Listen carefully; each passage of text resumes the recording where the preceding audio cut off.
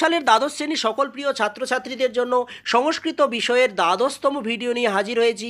এর আগে ABTA test paper থেকে পরপর 11টি পাতার এমসিকিউ, এসিকিউ এবং ব্যাকরণের উত্তরপত্রের ভিডিওগুলো আমি দিয়েছিলাম। তোমরা নিশ্চয়ই দেখেছো। তোমরা যারা দেখোনি সেই ভিডিওগুলো দেখে নিও। সেই ভিডিওগুলির লিঙ্ক এই ভিডিওর ডেসক্রিপশন বক্সে তোমরা পেয়ে যাবে। তোমরা যারা আমার চ্যানেলে নতুন, তোমরা চ্যানেলটি সাবস্ক্রাইব করে দেবে আর বেল আইকন অন করে দিতে একদম ভুল করবে না। তো আজকে আমি প্রথমেই তোমাদের আলোচনা করব এসি 377 নাম্বার পেজের এমসিকিউ, এসিকিউ এবং ব্যাকরণ নিয়ে। তো প্রথমেই এমসিকিউ নিয়ে আলোচনা করব। একের দাগের গদ্যাংশ থেকে আর্যাবর্ত বর্ণনমের মূল গ্রন্থটি কী ধরনের কাব্য? এর গয়ের দাগের উত্তরটা হবে চম্পু কাব্য। দুয়ের দাগের প্রশ্নটি হলো শাম কি? ঘয়ের দাগের উত্তরটা হবে বেদ। তিনের দাগের প্রশ্নটি হলো অলিপর্বা কোন দেশে বাস করত? ঘয়ের দাগের উত্তরটা হবে পারস্য দেশে।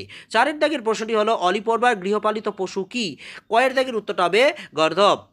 পদ্যাংশ থেকে পাঁচের দাগের প্রশ্নটি হলো সুরেশ্বরী কথার অর্থ কী? ক্ষয়ের দাগের উত্তরটা হবে সুরদের ঈশ্বরী।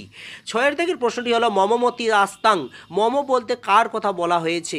কয়ের দাগের উত্তরটা হবে শঙ্করাচার্য। সাতের দাগের প্রশ্নটি হলো শ্রদ্ধা শব্দের অর্থ কী? কয়ের দাগের উত্তরটা হবে ভক্তি বিশ্বাস। আটের দাগের প্রশ্নটি হলো শ্রীমদ্ ভগবদ্ গীতার রচয়িতা কে? ক্ষয়ের দাগের উত্তরটা হবে বেদব্যাস। নাট্যাংশ থেকে নয়ের দাগের প্রশ্নটি হলো প্রমোদ কথার অর্থ কী? ক্ষয়ের দাগের উত্তরটা হবে আনন্দ। দশের দাগের প্রশ্নটি হলো নিরূপ্য কথার অর্থ কী? কয়ের দাগের উত্তরটা হবে অভিনয় করে। 11 দাগের প্রশ্নটি হলো বরাকি পদের অর্থ কী? ক্ষয়ের দাগের উত্তরটা হবে নীচ। 12 দাগের প্রশ্নটি হলো রাজা ইন্দ্রবর্মা কৌমুদীকে প্রথমে কি বলে সম্বোধন করেন? এর উত্তরটা হবে গয়ের দাগের বাসু বলে সম্বোধন করেন। এরপরে সে সাহিত্যের ইতিহাস। সাহিত্যের ইতিহাসে 13 দাগের প্রশ্নটি হলো মেঘদূতম কাব্যটির রচয়িতা হলেন? ক্ষয়ের দাগের উত্তরটা হবে কালিদাস। 14 দাগের প্রশ্নটি হলো মৃচ্ছকটিকম শব্দটির অর্থ কী? ক্ষয়ের দাগের উত্তরটি হবে মাটির তৈরি খেলনা গাড়ি। 15 দাগের প্রশ্নটি হলো লীলাবতী কোন বিষয়ের গ্রন্থ? কয়ের দাগের উত্তরটা হবে গণিত বিষয়ের গ্রন্থ। এরপর আসি এসিকিউ থেকে। এসিকিউ থেকে দুইয়ের দাগের গদ্যাংশের প্রথম প্রশ্নটি হলো সাংখ্য কি? ভারতীয় আস্তিক দর্শনের অন্তর্ভুক্ত মহর্ষি কপিলের একটি দর্শন হলো সাংখ্য। দুইয়ের দাগের প্রশ্নটি হলো আর্যাবর্তের জনগণ কীরূপ? আর্যাবর্তের জনগণ দানের মধ্য দিয়ে ভোগ করে থাকেন। তারা আকাশে চরণশীল, প্রবল, ঝঞ্ঝার ন্যায় ক্ষিপ্র। তারা সর্বতুল্য সুখী জগতে ভোগ করে। তারা যথেষ্ট সমৃদ্ধশালী। তিনের দাগের প্রশ্নটি হলো বনগতা গুহার উৎস কি? বনগতা গুহার উৎস চরচুৎপারিংসী কথা। চারের দাগের প্রশ্নটি হলো বশতঃ স্ম। এখানে স্ম কোন কালের দ্যোতক? এখানে স্ম অতীতকালের দ্যোতক।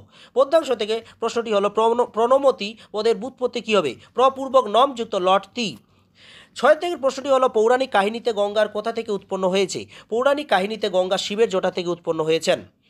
আচ্ছা, 7 দাগের প্রশ্নটি হলো শ্রীমদ্ ভগবদ্গীতা কি? ভগবান শ্রীকৃষ্ণ অর্জুনকে কুরুক্ষেত্রের যুদ্ধে যে উপদেশসমূহ দিয়েছিলেন তাই হলো শ্রীমদ্ ভগবদ্গীতা। 8 দাগের প্রশ্নটি হলো ন হি কশ্চিৎ সনামপি জাতু তিষ্ঠন্তে কর্মকৃত। এর অর্থ কি? কোনো ব্যক্তি কর্ম না করে ক্ষণকালও থাকতে পারে না। এটি উদ্ধৃত শ্লোকাংশের অর্থ। এরপরে সে নাট্যাংশ। নাট্যাংশ থেকে প্রথম 9 দাগের প্রশ্নটি হলো প্রিয়ে কনক লেখ্যে অদ্যা বক্তা কে? এখানে বক্তা হলেন রাজা ইন্দ্রবর্মা। 10 দাগের প্রশ্নটি হলো বাসন্তিক স্বপ্নম নাটকের কোন অঙ্ক আমাদের পাঠ্য? প্রথম অঙ্ক আমাদের পাঠ্য। 11 দাগের প্রশ্নটি হলো সাধয়ামহ পদের অর্থ কি? সাধয়াম পদের অর্থ হলো গচ্ছামহ। 12 দাগের প্রশ্নটি হলো রাজন্নিয়ম শব্দের সন্ধি বিচ্ছেদ করো। এর উত্তর কী হবে? রাজন যুক্ত ইয়াম। এরপরে সে সাহিত্যের ইতিহাস। 13 দাগের প্রশ্নটি হলো কোন বিবাহ রীতিতে দুষ্যন্ত ও শকুন্তলা বিবাহ করেছিলেন? গান্ধর্ব রীতিতেই দুষ্যন্ত ও শকুন্তলা বিবাহ করেছিলেন। 14 দাগের প্রশ্নটি হলো স্বপ্নবাসব দত্তম কার লেখা? স্বপ্নবাসব দত্তম ভাষ্যের লেখা। 15 দাগের প্রশ্নটি হলো গীত গোবিন্দম কাব্যে কয়টি স্বর্গ রয়েছে? গীত গোবিন্দম কাব্যে 12টি স্বর্গ রয়েছে। এরপর আসি ব্যাকরণ নিয়ে। তো ব্যাকরণের শুরুতেই রয়েছে কারক। তো 5 দাগের কারকের প্রথম প্রশ্নটি হলো দশরথ ইতি নৃপআসিত। দশরথ নিচে দাগ দিয়েছি। এই কারকগুলোতে কোথাও দাগ দেওয়া নেই টেস্ট পেপারে, আমি আমার মতো করে দাগ দিয়েছি, সেই অনুপাতে উত্তরগুলো করে দিয়েছি। ইতি অব্যয় যোগে কর্তার প্রথম অবিভক্তি, প্রথম প্রশ্নের উত্তরটি হবে। আচ্ছা, বিয়ের দাগের প্রশ্নটি হলো বনম অধিবসতি। বনমের নিচে দাগ দিয়েছি, তাই অধিশিস্তা সানাং কর্মসূত্রানুসারে অধিপূর্বক সি ধাতুর যোগে কর্মে দ্বিতীয় বিভক্তি হয়েছে। সিয়ের দাগের প্রশ্নটি কি? কবিনাং কালিদাস শ্রেষ্ঠ। এখানে কবিনাংয়ের নিচে দাগ দিয়েছি, যতস্য নির্ধারণম সূত্রানুসারে নির্ধারণ ষষ্ঠী বিভক্তি হয়েছে। ডি এর দাগের প্রশ্নটি হলো দুঃখেন রোদিতি বালা। এখানে দুঃখেন নিচে দাগ দিয়েছি, হেতু সূত্রানুসারে হেতু অর্থে তৃতীয় বিভক্তি হয়েছে। ইয়ের দাগের প্রশ্নটি হলো শিশু ব্যাঘ্রাত বিবেতি। ব্যাঘ্রাতের নিচে দাগ আছে, ভিত্রার্থানাং ভয় হেতু সূত্রানুসারে ভয়ার্থে পঞ্চমী বিভক্তি হয়েছে। এরপর আসি ছয়ের দাগের ব্যাসবাক্য সহ সমাসের নাম। ছয়ের এ কি যথাশক্তি, শক্তিমান অতিক্রম্য অব্যয়ীভাব সমাস।